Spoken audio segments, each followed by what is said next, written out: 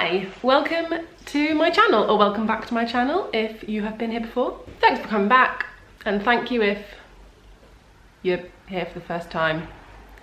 Please come back in future.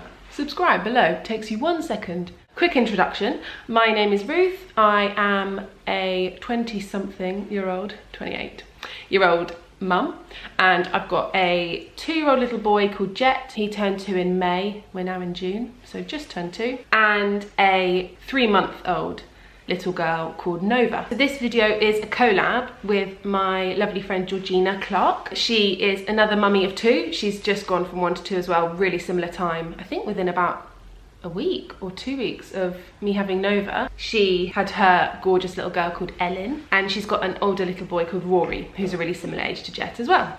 So we've both been through a similar transition, so she's gonna give her kind of top tips as well. But she's another mum vlogger and blogger, and she does videos about family life and feeding and some fashion things and some hauls and just general bits and bobs. So if you enjoy this channel, you'll definitely enjoy her channel as well. For me, going from 0 to 1 was actually okay. Like, I don't feel like I had many shocks. It kind of just worked. It felt just really right and really normal, and obviously there were like the really full-on moments, and it was really tough, but I didn't feel like we had a real shock, which I feel like a lot of people talk about having. For me, the biggest shock by far and the hardest transition was going from 1 to 2. That I was not expecting. I think I thought 0 to 1 had gone so smoothly. How could 1 to 2 be any harder? I figured 0 to 1, you have no children, then you have a whole child. So now you're already in that like kind of mum zone, you're in that headspace, you know how to keep someone alive, so surely adding another one is busy and full on, but I thought I knew it was coming. I didn't. Anyway, we're 3 months in. I feel like we're out the other side now of the crazy shock, transition, difficult side of it all. And so I thought I would share a little video of what I've learned. So first of all, try not to let the newborn come physically in between you as much as possible. Anytime that Nova fell asleep on me, if Jet was awake, I would then put her down into her sleepy head or into her buggy, and then I'd make the most of that hands-free time, and I'd get down onto the floor with Jet to build a train track or play with his car park or something that's on the floor that I can't normally do while I'm holding Nova. I'd get down and be really physically present for him. I'd make sure I was giving him lots of cuddles, carrying him if he wanted me to, just generally being able to like be physically there, because so much of the rest of the time Nova was quite an antsy baby and needed a lot of rocking, needed a lot of holding. Definitely for the first few months, she would be a little bit uncomfortable after feeding. She'd like to be on her front, in my arm. She'd get quite annoyed even in the sling. Definitely get annoyed if I lay her down, so she'd need to be on me, facing down quite a lot. And so a lot of the time, Jet was playing and he'd want me to play with him, and I'd try, but I'd have her in one arm, and so I'd be having to do everything kind of half-hearted. Obviously, if he was like totally happy and absolutely didn't need me, I'd maybe go and put the wash on or have a sit down quickly. Oh, to be honest as well, because she was a newborn, they sleep for a bit longer. Sometimes there's time to do both, so you could get something quickly done and then also play with him. But yeah, not letting her come physically between you, because that leads on to the next one, which is feeding time. I breastfed Nova, but to be honest, whether you're breastfeeding or bottle feeding, it's really the same, because you're still holding them and feeding them. And that is a time when physically you can't help but be quite detached from your toddler. You're kind of strapped under this baby. If he suddenly wants me to play with his train track, it's a lot harder, especially in those first few weeks when you're trying to get used to feeding, and you kind of need to be really sat there with your arm resting on a pillow, your hand holding their head, and it's all a bit clunky at first. Now I find, you know, if I'm feeding Nova in one arm, I can be just about doing anything. That's fine now, but at first it definitely isn't like that. And so I wasn't able to be as physically there for him while feeding. And again, with depending on newborns, sometimes you could be sat down under this newborn for a good half hour, 45 minutes, an hour, depending on what they're like as a feeder. So I found the best thing to do was to know the certain activities that work really well around feeding. I found Jet would get particularly clingy when I was feeding. I think because he could tell that it was a time when I suddenly wasn't really there for him in the same way that I had been for the past 2 years. Jet loves singing nursery rhymes. He loves reading stories, and he loves watching the Gruffalo. He's absolutely obsessed. Those 3 things, a story, songs, or Gruffalo, were my kind of go-to things while I was feeding her. that meant he almost didn't notice that I wasn't there for him in the same way, because those activities didn't require that. And he's not sat down on his train track saying, mama play, and getting really upset that I'm sat up on the sofa away from him, but actually we're together next to each other doing a really nice activity together. I found I just had to be prepared to be crushed rather than turning him away. So often again at feeding time, I think he just suddenly became super aware that I'm holding this baby that hasn't been here before and used to just be him, and suddenly there's this baby on me. So he'd suddenly want cuddles with me. He says duddle, and it's very sweet and it's very hard to say no to. He would suddenly want to be on my lap like a baby, and so I'd just pull him up onto my lap as well. Nova would sometimes get a bit crushed. There'd often be milk going everywhere, but Jet would be really happy, and I just felt like I could see how reassured he was that he wasn't being put to the side. I still had all my attention on him as well as Nova. And it's pretty hard for me. There were definitely moments where I was like quite sweaty, quite claustrophobic, just feeling a bit overwhelmed, but actually Nova was managing to feed and Jet was feeling loved. And so that's your mission accomplished really, isn't it? And like I was saying, these are all just for that initial transition. This isn't forever. Like now when I feed her, he's not really that bothered. He sometimes comes over and he's like, Nova, food, and then goes off again. He doesn't get clingy in the same way, because I think putting those things into action at first just really reassured him, kept him really secure in knowing that he wasn't being pushed away. He doesn't really need to be affirmed in that anymore. So, number 3, try and keep the toddler's routine as much as possible. So when I say that, I don't mean the busyness, because we'll come on to that. I mean more meal times. Where do they normally sit for their meals? Bath time, who normally does bath time with them? Bedtime, what order does bedtime normally happen in? Those kind of things, I found it really helped to keep those the same. The first few days we changed them around a bit, and I found his behaviour started going a little bit mental, and then we got right back in with the routine and he responded positively almost instantly. The first few days I was sat in the living room with Nova, and he got really upset at being taken through into the kitchen to be put in his high chair for dinner by Henry or my parents or whoever was around. And so I said, oh, why don't you bring his high chair through into the living room and he can sit in here, then he can still see me. But then it almost became more tantalising for him, because he was sat in the living room, which I thought would be a treat. He could just see me on the sofa with Nova, and so then almost got a bit more upset. And then I think saw that we'd kind of stretched a boundary that he then tried to play with, and he was standing up in his high chair and he was playing with his food, and he just started getting a bit cheekier with that meal time. And actually I think children just really respond to continuity and a consistent routine and consistent discipline. From the next day we didn't do that and obviously each day I got more and more able to kind of be up and about and getting involved with him. So we kept his meal times the same, we kept bath time. I was always present for bath time before Nova came along.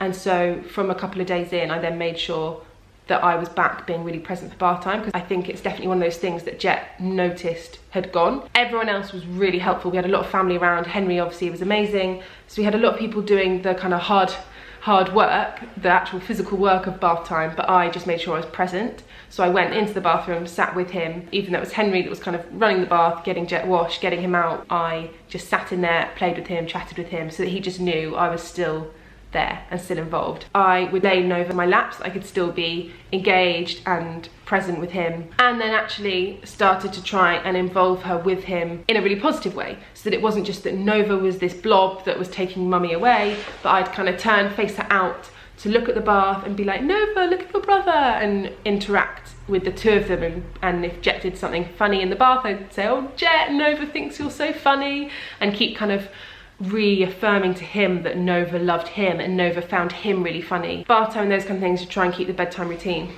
the same as much as possible. And then again, Henry would get him all ready, and then if possible, if Nova allowed me, if she wasn't screaming at that point, if she was quiet, we'd quickly cash in, and Henry would take her down to the living room, and I would sit with Jet and do his bedtime story and his bottle and put him to bed. If ever I was leaving Jet, I tried not to leave with Nova, which sometimes meant I did a lot of very excessive running around. So sometimes if it hadn't worked and Nova was crying and Henry was gonna have to do his bedtime story, I'd go put Nova in the kitchen on her mat, even if she was crying, quickly run back, say goodnight to Jet, and leave the room empty-handed, and then go back and sort out Nova, because I didn't like the idea that when I was leaving Jet, it was with Nova, because I didn't like the idea that he, and I I think, I don't know if it sounds like I'm being a bit OTT, but I did notice his reaction was different depending on which one I did. So if I left with Nova, I found he was a bit clingier and was a bit more, mama, stay, and didn't want me to go. Whereas if I left empty-handed, that was a bit more normal, because before, in his bedtime, sometimes Henry would read his story, sometimes I would, and that's just a normal thing. It's not because of Nova. So, number 4, he really didn't take to Nova at first. I think he was just testing her. He was just testing what she was, what he was allowed to do with her. So we had a lot of hitting, a lot of poking, a lot of very heavy-handed pushing down on her, trying to sit on her. But yeah, mainly hitting and poking, and no baby, no baby. And if I was holding Nova, he'd say, no mama, no baby, and quite concerned. And so I found it was really useful to absolutely shower him with praise for any tiny positive thing he did, so that we could focus on the positives, because there was a lot of negatives going on as well with the way he was treating her and his behaviour in general. He was clearly just kind of testing boundaries, testing what on earth was happening, and so any positive, just absolutely poured praise over him. And then the other side of that, just kept our discipline really consistent. The first few days I was really tempted to let things slide. If I saw him do something like standing up in his high chairs, something that he was trying to do, and it's almost tempting just to kind of let it slide because it's just another battle. But those things you could see would just spiral into him just testing all boundaries and getting a bit out of control. And so I found keeping our discipline super consistent nipped it in the bud and stopped him getting maybe more crazy than he could have. Number 5, about 3 weeks in, I was finding myself getting really knackered, very short-tempered with Jet, very frustrated. I felt like we'd kind of got through a lot of those earlier ones that I'd said we'd nailed and we were doing well with, and almost weren't needing to do as much because they'd kind of done their work, and then we were kind of through the other side. About 3 weeks in. But there was one thing that was just getting me a bit down, leaving me feeling really tired, leaving me feeling like I was just kind of failing as a mum of 2, and wondering why other people seemed more capable than I was. And I had an amazing phone chat with my sister, who is out in Zimbabwe, and she's got 3 babies, expecting her 4th, and she'll have 4 under 5. And she basically just said, lower your expectations. You don't have 1 baby anymore, you have 2. You have way more work, you have way more to do, you have way more people to get ready to leave the house, you have way more washing, you have way more tiredness from another baby that's up in the night. You just have so much more on your plate. You now have 2 children, not 1. So lower your expectations of what you want to achieve or do in your day. And what that actually does is it sets you up to feel really positive and feel like you've accomplished something, rather than just constantly feeling like you're never getting what you want to get done, never getting somewhere on time. I just felt like I was constantly failing and constantly being late and constantly kind of coming below what I was aiming for. So this idea of just like lowering the bar, being a bit kinder to ourselves, meant we suddenly were able to kind of achieve what we wanted to achieve each day, which was amazing. So before Nova, me and Jet would be up and out the house quite early. I'd come back for his nap and then back out again for the afternoon. I'd also try and get blog or YouTube stuff or other work stuff done in his nap time. I'd do the washing in his nap time. I'd also maybe have time to sit and have a coffee. I kind of could do a lot of stuff within my day around parenting him. And then as soon as Nova came along, we just took forever to get anywhere. If we just had maybe 1 activity in the day and then more time playing at home, we just all chilled out so much. Like maybe it seems obvious, but to me it was slightly mind-blowing, but completely changed our experience as the 3 of us, getting used to being the 3 of us. Also, I think it just was good timing that Jet, as he was turning 2, his attention span was growing, his imagination was growing. A lot of his toys he was just really coming into being able to play with them as a real activity that he could sit down for a little while and actually properly engage with. I found I was expecting a lot of him. I think I needed to lower my expectations of Jet as well. I think he became a big brother overnight, but I think I expected him to have grown up overnight. For him, it just was a Wednesday, she was born, and then it was a Thursday. For me, she was born and suddenly he was this older child that needed to be able to look after himself, and that just wasn't fair at all. So whenever we were trying to leave the house, I was expecting him to get his shoes on quickly, get his coat on and be ready and stood by the door while I dealt with Nova. And that just wasn't possible because he's still only 2 years old and he can just about put his shoes on. But even though there's a 50% chance of them going on the right foot or the wrong foot, he seems to get them on the wrong foot 90% of the time. So I don't know how that works. But anyway, I was just expecting way too much of him, which then meant I was getting frustrated with him when he couldn't do what I wanted him to do. And so I had to quickly realise that actually I needed to lower my expectations, remind myself that the poor boy is 2 years old and can't always get his sandals on quickly and have the patience that I'm expecting of him. I did still like getting out in the morning. I just think it helped my headspace. It was nice for Nova to get fresh air. It was nice for Jet to get a morning out before he then came home for a nap so that he slept better. So I did still like getting out, but I massively lowered our expectations. We aimed to be somewhere a lot later and we started getting ready a lot earlier, and we maybe didn't expect to go somewhere quite so far or quite so active. Maybe just across the road we've got a park. We'd maybe just expect to get there and maybe meet a friend there. Lower your expectations and you'll feel like a much better parent. And also I think within that lowering expectations is slowing down, not expecting to kind of get stuff done, be out and about, be quite so busy or be ticking off quite so much within the day. Just slow down. Also I think just being really aware that these newborn days do go, and so just to embrace them for what they are, slow down, accept your limits and enjoy it. So yeah, those are my 5 kind of top tips, lessons I've learned. And then I've got a little bonus one for you. Number 6 is remember that it is just a stage and it will pass. This is not forever. I honestly felt like I was in such a shock, such a bubble of how will we ever get anything done, looking at people pushing a double buggy and thinking, how do you get anywhere? How do you do anything? How are you not covered in poo and sick constantly? And now 3 months in, 3 months really in the grand scheme of things is not that long. It's rare, it's less often, still happens, but it's less often that I'm covered in sick, less often that I'm covered in poo, and more often that we're out and we're happy and we're enjoying our time together, and Jet and Nova are starting to really bond. He lies and plays with her and it's the sweetest thing ever. I think still one of my parenting highlights in my whole life, I could probably cry now saying it. When Nova was about 6 weeks old, she was really crying and Jet ran to the living room and got a train and bought her a train and gave it to her, and then got really disappointed when she couldn't take it from him. But that was the first time he really showed care for her. Nova's crying, I'm just gonna quickly get her. But yeah, I think that really stuck with me because that was the first time he really kind of showed her compassion and showed that he really cared about her feelings and cared that she was sad and kind of wanted to help stop her sadness. And that just felt like such a little insight into the future and into them becoming friends and having little jokes together.